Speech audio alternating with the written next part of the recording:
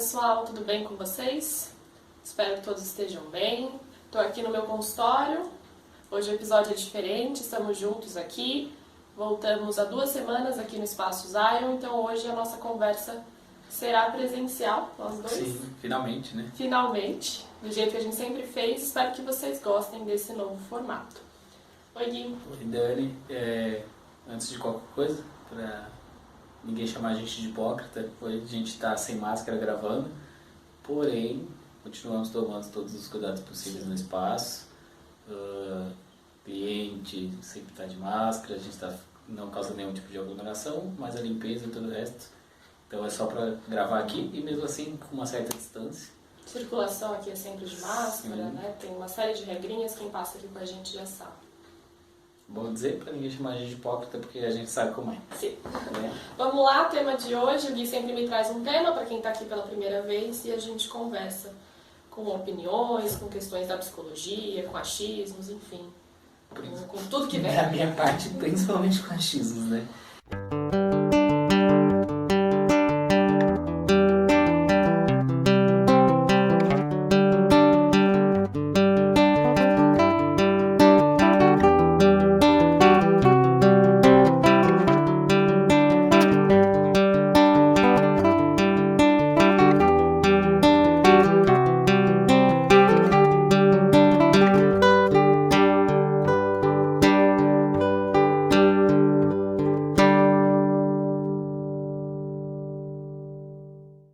Mas bora lá, me traga o tema. Hoje, na verdade, quem trouxe o tema foi a Mi, nossa massoterapeuta aqui do espaço.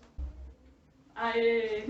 Mi sugeriu um tema muito pertinente agora, né? Gui, fale sobre isso. E foi alguma coisa que já tinha saído na mídia essa semana,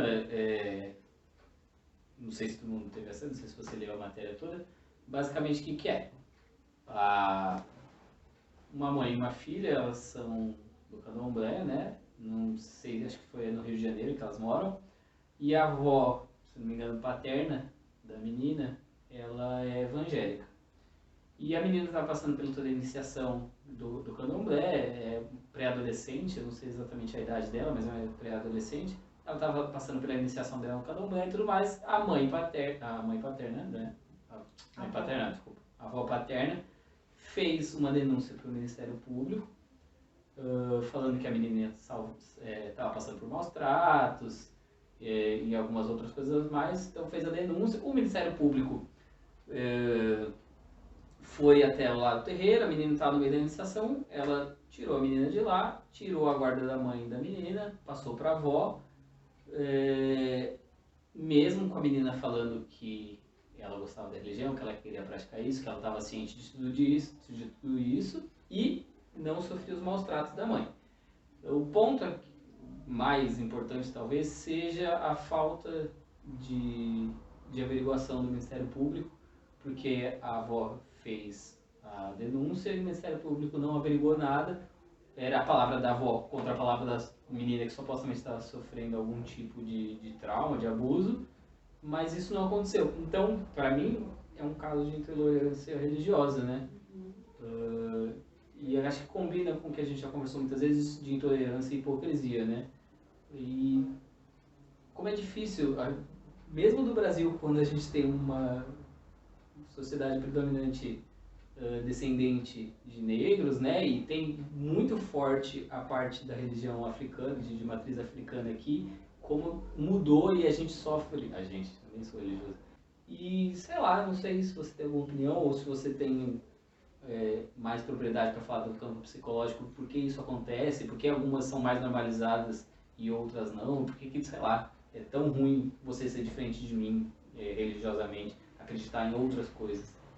Entra mais uma questão social, né, Gui?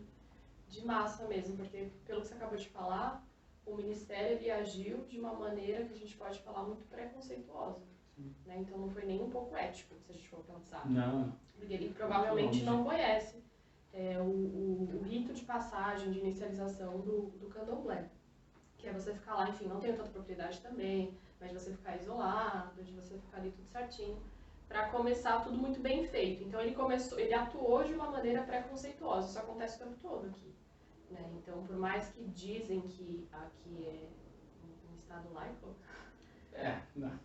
Se a gente está falando do cristianismo, do cristão, né? Porque eu vou falar aqui, vou abrir, que eu fiquei muito decepcionada. Eu lembro quando o nosso presidente, né, o presidente desse país entrou, e ele fez uma oração em rede nacional. E a galera ficou muito feliz. É bonito? Depende, para quem é cristão, ok, interessante, né? Que emocionante, entre muitas aspas. Mas é erradíssimo. Sim. Completamente errado, porque se fosse uma música de Iemanjá, Yansan, Ogum e Xangô, todo mundo estava desligando a televisão e falando um monte, então não é laico, né? Então, só que assim, a ponto de chegar no Ministério Público ele atuar de maneira preconceituosa, aí eu não tenho nem psicologia que fale sobre isso, porque não é questão arquetípica, não é questão é senso comum erradíssimo. Você trouxe esse negócio do Estado laico. O Estado realmente é laico. Ao longo dos anos, o que acontece?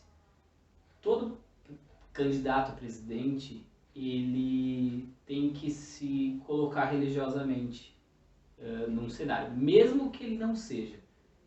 Então, isso aconteceu com o Fernando Henrique, aconteceu com o Lula, aconteceu com a Dilma e com o Bolsonaro muito mais forte agora.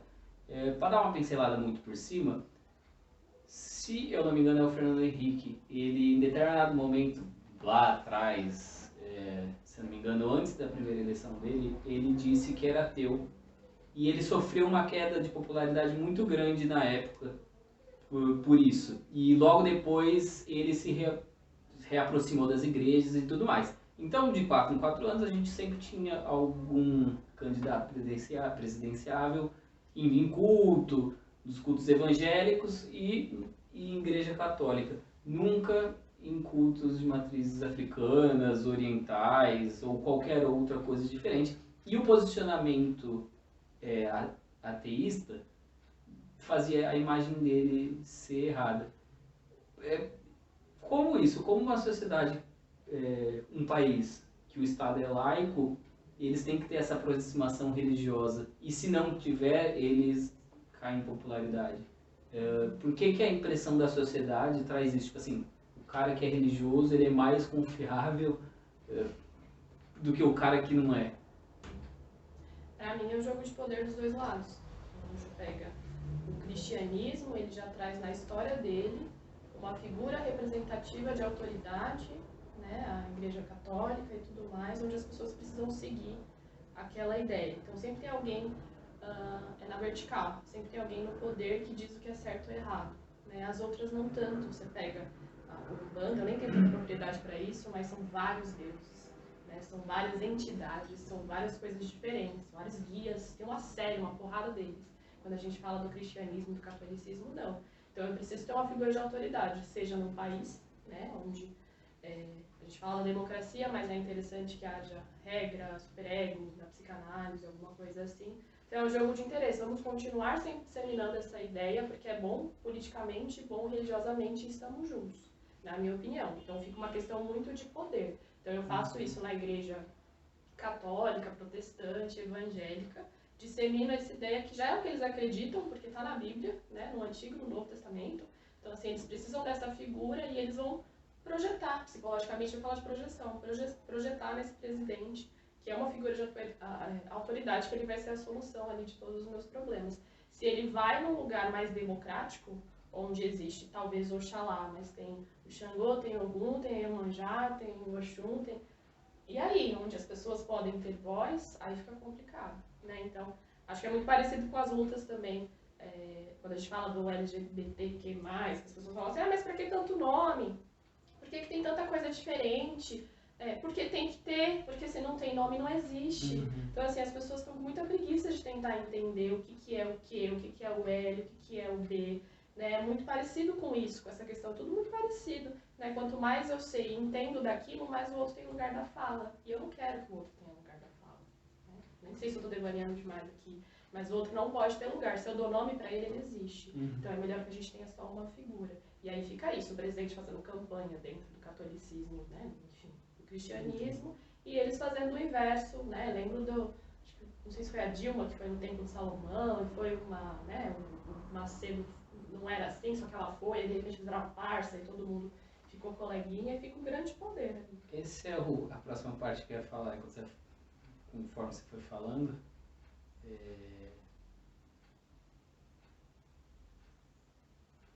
Por que o predominante, falando em termos mundiais, o catolicismo ele é muito maior, né? A religião mais antiga, na teoria onde você tem mais adeptos. Só que de uns anos, não tantos anos para cá, você tem um aumento gigantesco das comunidades evangélicas, né, protestantes e tudo mais, não só no Brasil, ao redor do mundo. Você acha que tem algum fator psicológico que se dá para essa mudança de pensamento, mudança de crença, mudança de visão? Porque, assim, sempre falando em termos mundiais, mesmo sempre fomos um mundo católico, e daí você vai com outras comunidades menores. E esse número de comunidades evangélicas está crescendo gigantescamente. Você tem na África várias, já nos Estados Unidos, você tem ao redor aqui na América Latina, imagino que na Europa tenha também, mas não posso ter certeza. Você acha que tem algum fator psicológico também? Não consigo pensar em nada agora, não. Eu acredito que essas são as religiões, se a gente falar de psicologia e psicanálise, onde tem ali o superego, que é aquela questão da rigidez, da estrutura mais forte. Eu imagino que no momento onde as pessoas viram historicamente que a Igreja Católica cagou muito no pau ali, ela quis se limpar da sujeira. E aí ela foi para um lugar bem separado e bem limpo. Só que, enfim, né? Quanto mais luz, mais sombra tem. Então eles conseguiram fazer essa diferenciação. A história continuou rolando. Hoje a gente tem até outras vertentes da Igreja Católica também. E aí isso foi crescendo. Então são núcleos onde quem é pertencente àquele núcleo acha que aquilo é puro e limpo. Só que ele dissocia de todos os outros, né? E você acha que a abertura da Igreja Católica, né, mas na figura do Papa, para assuntos mais atuais, como a aceitação dos LGBTQ+, da comunidade LGBTQ+, não saiu agora, sobre drogas, sobre diversos assuntos que sempre foram muito delicados, mas hoje em dia são mais aceitos pelo catolicismo. Você acha que isso tem envolvimento também? Tipo, as pessoas olham e falam assim, tipo, eu não quero isso, então eu vou para essa aqui que não aceita. Também? Você vê a bola de neve crescendo também pra caramba, né? Que ela vai... A bola de neve eu nunca vou aceitar, não, cara. Mas indo pro caminho do meio ali, nunca vai chegar no caminho do meio, mas o Papa ele vem ali trazendo, se a gente for falar junguianamente, o matriarcado ali. Então, porque ficou muito patriarcado, poder, dízimo. Tem um pastor aqui que fica no altar, então o cara tá em cima, é tudo muito assim. Aí tem as outras que são terreiro, que é chão, todo mundo junto ali, música e tudo mais. Enfim, o Papa, quando ele traz essas questões menos pré-conceituosas, julgadoras, ele vai mais pro caminho do meio ali. E aí ele consegue pegar alguns adeptos e outros super rígidos, que são esses caras mais de super egos, a gente pode falar. Ele fica xingando o Papa. Xingando o Papa é ótimo. Odiando o Papa. Mais algum ponto? Não. Então, um recadinho rápido. Gente, Deixa eu ir aqui atrás. por favor. Telefone tocando. Gente, um recadinho rápido. Oi, gente. A Michelle já disse, né? Foi ela que trouxe esse tema de hoje. Ela é minha sócia aqui no Espaço Zion. Dentro em breve, muito em breve, a gente vai começar um outro programinha aqui no nosso canal do YouTube, focado em quê? Séries e filmes, por que não? E reality shows, não esqueça esse tema, que é bem importante pra mim. E aparentemente reality shows. Qual que é a ideia do programa? A Michelle vai, na teoria, fazer uma análise e eu vou ficar lá cagando regra, porque geralmente eu nunca gosto de nada que a Michelle gosta. Então a ideia basicamente é essa, ela vai ter abordagens muito legais aí, vai começar a Fazenda, até onde eu estou sabendo. Na verdade, desculpa te interromper, a ideia é fazer análise sobre filmes, séries e realities, mas análises diferentes das que a gente está acostumado a ver em canais que falam sobre isso. A gente não quer falar do melhor figurino, né, Guilherme? Nem da melhor fotografia. A gente nem tem propriedade para falar disso. Até porque também existe nem fotografia em filme, porque é filme, não é fotografia, né? A gente quer mesmo fazer análises rasas, né, Guilherme? Exatamente. Inclusive, então, já que já deu um spoiler aí, o nome do programa Análise Rasa. daqui a pouquinho aí no nosso canalzinho do YouTube. Então já fala pra todo mundo, porque agora a gente é pop também, Dani. Tá vendo? A gente não é só intelectual e caga-regra, a gente é pop e caga-regra também. Isso, tudo junto, Tá bom? misturado. É isso, gente. Até breve. Tchau, Valeu, gente. tchau. Obrigada, Obrigado. gente. Um beijo.